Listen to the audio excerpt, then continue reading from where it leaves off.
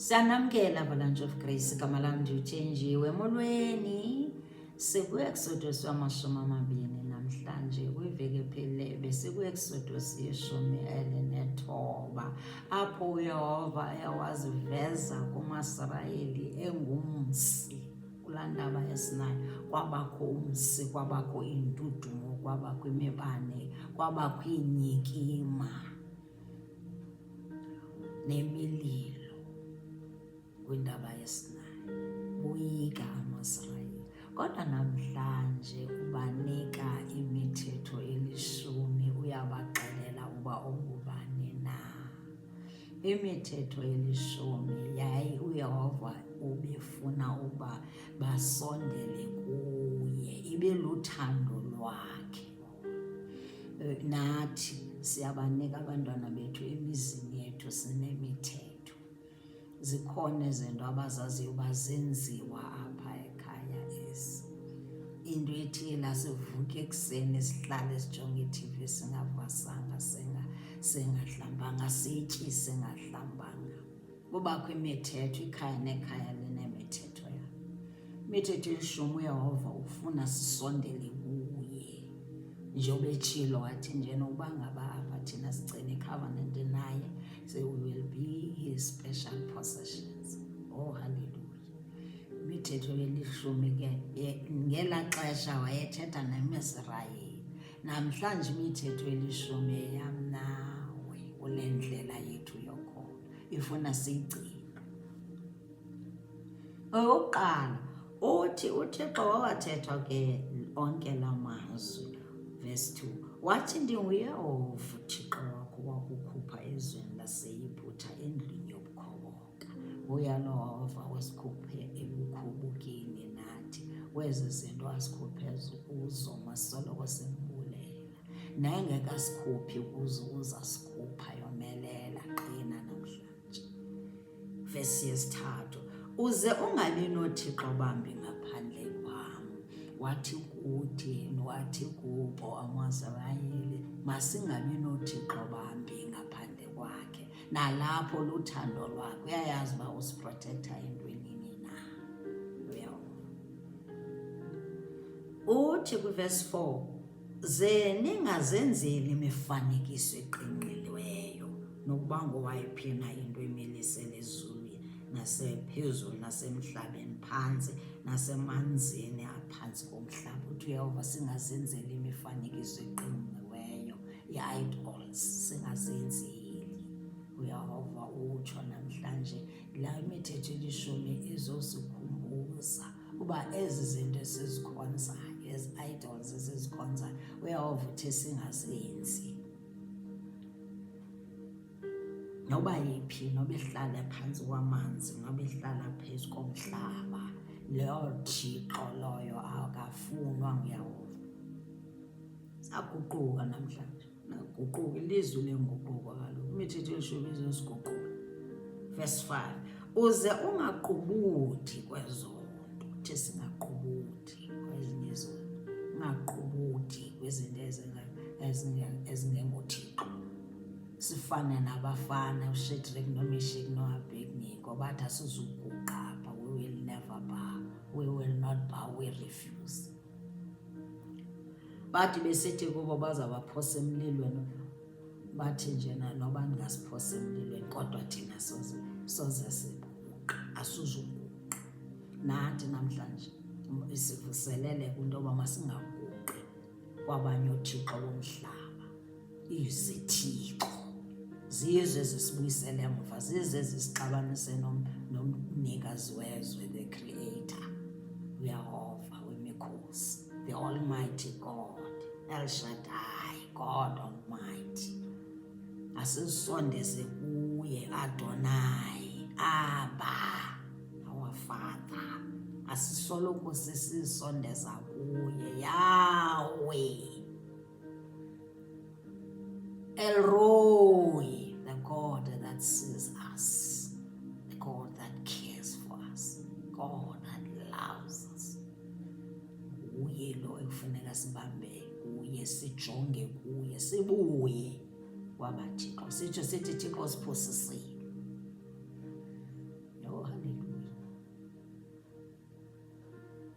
verse 5 uthi ze ningaqubuthi kwezondo ningazikhonzi kuba mna Yehova Thixo wakho ndinguThixo nekhwele ndibuvelela ubugwenxa uboyise konyana kwesesithathu nakwesesine isizukulwana sabandithileyo uThixo nokhwele uThixo nokhwele akafuni nje sibe simdibanisa nabanye oThixo siguquke namhlanje ngafuni nje noncediswa ngafuni uncediswa kwi-end times masingalahlekisani masingalahleki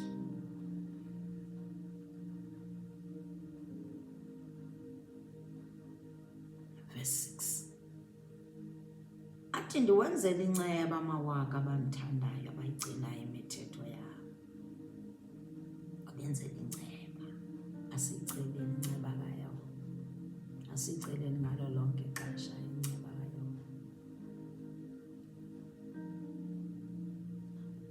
verse 7 uze ungafumani ulibize igama likaYehova uThixo wakho kuba uYehova akayi-umenza msulwa ufumana libize igama lakhe. We repent, Lord, forgive us. Say we forgive us ngoba sivele selibize igama sivele selibize nje sixolele mzali sixolele sibanintsi siyalenza iphutha sixolele ngelo lonke ixesha ufuna sihlale sine-repentance sininzi izinto esizenzayo nesizithethayo uYehova angazithandiyo. Verse 8 khumbula umhla wesabatha ukuba ungcwalise umhla wesabatha uthi masuwukhumbule siwungcwalise singenzi into ngalo mini sihambe siyezicaweni Lord we repent Lord sixolele mzali. Verse 9 wosebenza imihla emithandathu wenze wonke umsebenzi wakho ke wona umhla wesixhenxe uyisabatha kaYehova uThixo wakho uze ungenzi namnye umsebenzi ngawo wena nonyana wakho neentombi zakho nezicaka zakho nezicakakazi zakho nezinto zonke ezizitho ezine nasemzini nowasemzini osemasangweni wakho ilanga lecawe Lord forgive us sixolele mzali sixolele ilanga lecawe sifumene masifumane imvuselelo namhlanje.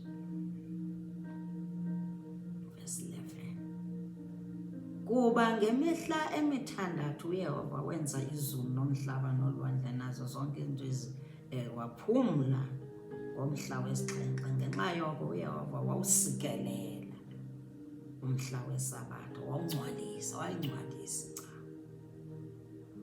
Verse 12 beka uyihlo nonyoko ukuze yolulwe imihla yakho emhlabeni akunike wona uYehova uThixo wakho. Sibeke hlonipha abazali asihlonipha abazali bethu sihlonipha abazali bethu umthetho lo ukuhlonipha abazali ke sikhula thina ubengengotata wakho your biological father umzali wakho umzali nguye wonke umuntu omdala kodwa kumehla siphila kuyo njena abantu inhlonipho ayikho abahlonipheki abantu abadala asibaboni noba bayaphefumula. Verse 13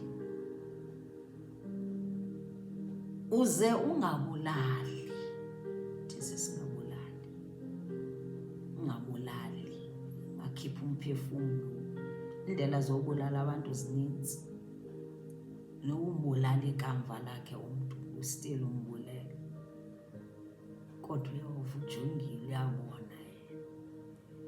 Verse 14 uze ungaxexezi singaxexezi ukrexeza oku uYehova akakufuni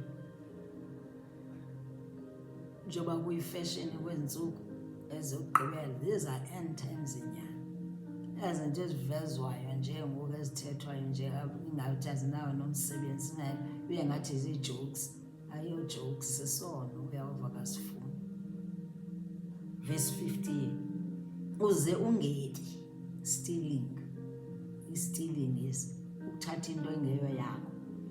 Izinto esizifundisa abafundisa abazukulwana bethu nabo, uba xa ingeyo yakho ungayithathi xa ingeyo yakho. Uyawuvusa sikhumbuza ke namhlanje ebantwaneni bethu nakubazukulwana bethu, masibaxelele imithetho elishumi. Oh, hallelujah. Verse 16, uze ungangqini ubungqina bobuxoki ngommelwane wakho. Athengise ummelwane wakho, ungayingqini ongayaziyo uvele uthi awuyazi. Ungangqini ubuxoki ongabaziyo ongakhange ubone. Sisono ezo, uyawufaka ifundo ndamehlo wakho ajongile.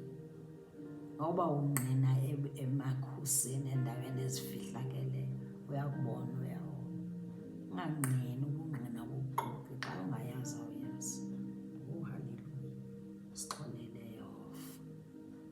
Verse 17, uze ungamnqweneli umzi wommelwane wakho. Ungarhaleli izinto ezabanye abantu. Iminqweno nangoku isekhona. Unqwenele into yomnye umntu, unqwenele izindlu zabantu, unqwenele uba njena akwabiye yam laa nto ethile nethile, laa moto, iinto ezibonwayo zezomzuzwana. Unqwenele into zabantu.